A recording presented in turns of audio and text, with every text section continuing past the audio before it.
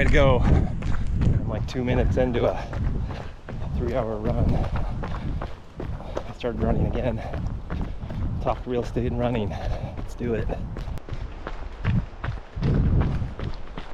We finally got some summer here in Alaska. May and June was pretty crappy. Most of July. August 1st. What are we, 2nd? 1st or 2nd? It's nice. Going about 12 miles with about 3,000 foot climb. Going slow and steady. I've been aggressively trying to heat adapt in the last couple weeks. Going to Hawaii next week for real estate purposes. I'll get into that later. We're trying to maximize heat exposure. Oh, look, that's where we're going. That's Alyeska. I gotta go around the back side of that mountain, and I come up the top of that mountain from the back and come off the front. Looks far away. I think it is, actually. The bottom of the mountain starts at 5 miles, so that's all I know.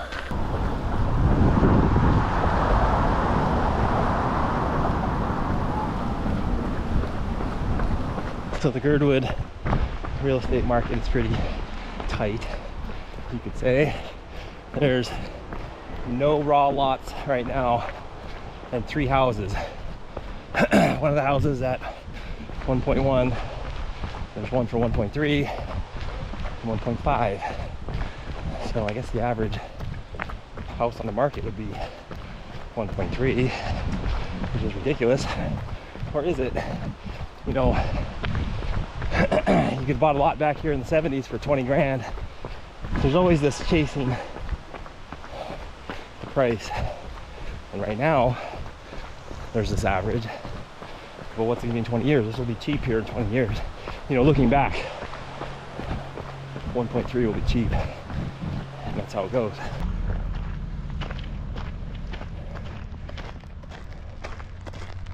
There's that building I built. I was when I was superintendent on this building, and it about gave me a heart attack.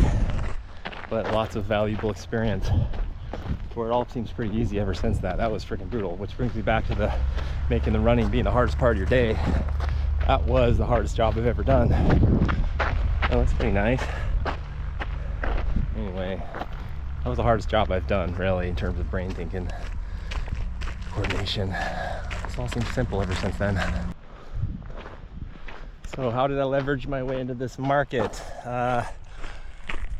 bought a house 2004 for $62,000. I was making $8 an hour, and we had $4,000 available, like on a line of credit or something.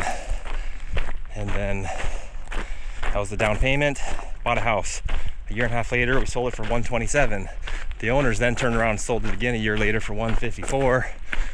And then a year later was 2008, and it all crashed. I don't know what it's doing. That house right now would probably be for $300,000. Point being, I had 60 grand profit, turned around and bought a lot here, put a house on it for $107,000.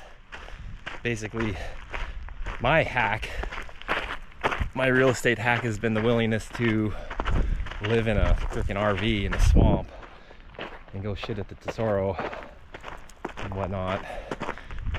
Living rough around the edges in order to get a foot in the door, which it seemed to have worked. Boom, boom.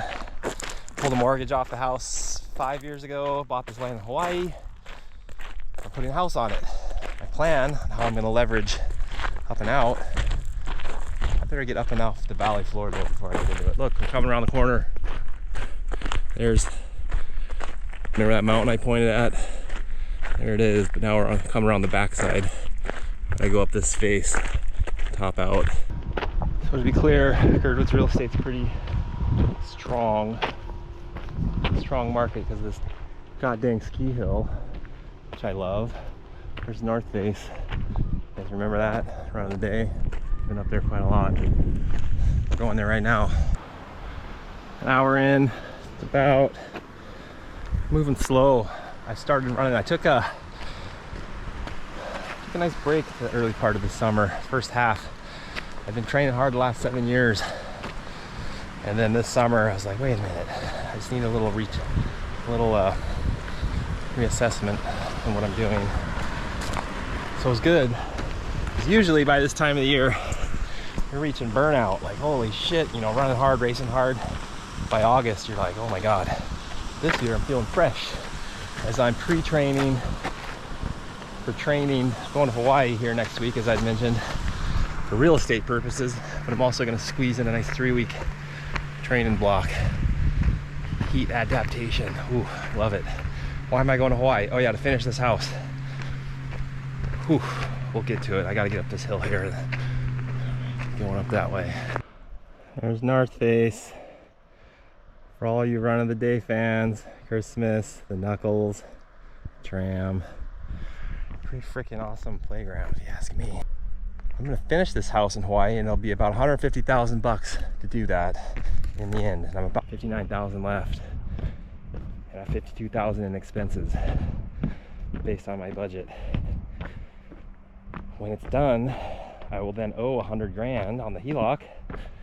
The place will be appraised at 600, hopefully, assuming the market doesn't crash. Though the Hawaiian prices are coming down right now, and the mortgage rates are going up, and general Fed interest rates probably going up, as per Powell's telling us that it's going to.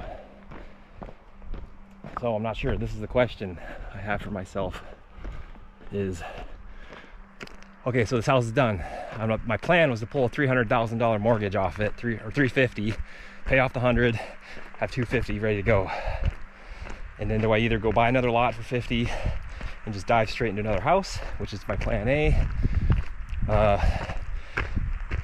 On top of, I got to build an ADU on my Girdwood house as a renter to cover that mortgage. I'm gonna pull a mortgage, build a rental to cover that mortgage, which is feasible, as I am a builder and I can do it. And it's a lucrative market.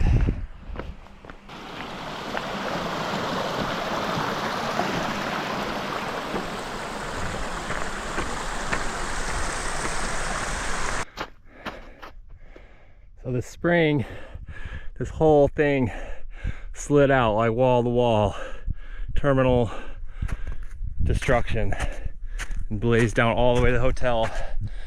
And there's a pond down under the tram. The avalanche filled the pond, and all the water flew out to the hotel. It's crazy. What were we talking about? Vertical gain. Vertical, we're getting vert. So yeah, that's my plan, is once I finish this house, in theory I'm gonna have like 250 grand to play with. I gotta be smart with it. Just gotta watch interest rates, and I'm not sure if I wanna, I mean, one hand is buy a lot in Hawaii, do a whole nother house. Take a year of actual labor to build it, be worth 600 again, so I'm turning 200 into 600. 400 grand a year is pretty good. That's what the president gets. Unless you're fucking insider trading or whatever the hell they're up to, but the other hand is more passive. Get like a quadplex in Anchorage that I can manage, because that's why I'm reluctant to get a house in Hawaii that I'm managing from afar, which is possible. I'm not against it completely. Gotta percolate on it upward. Holy cow, some of the going's getting tough. I'm at an hour and a half, 6 miles. See right here, I could take this route and go down and start my downward descent all the way home. But I'm not going to, because I know the value of this hard work and the nice view that'll be up there. And this is the plan I set out for. I know the value of suffering through the process. This is the suffering. This is like reminiscent of real life right now. Chugging. The home stretch. You can see the top. Hour 45. Finally topped out that mountain I pointed at. Way down there. So I started at the ocean over there. That's where my house is. And I gotta get back there now. Yippee. Oh my God.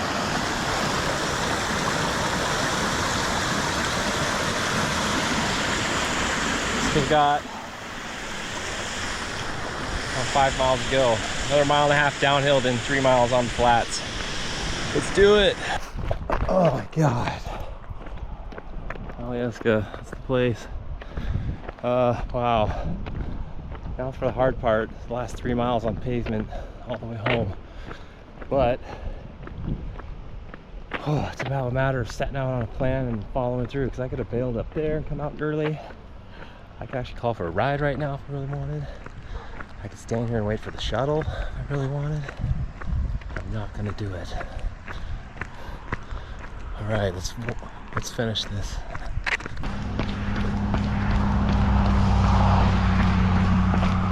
So this is officially, it's not fun anymore.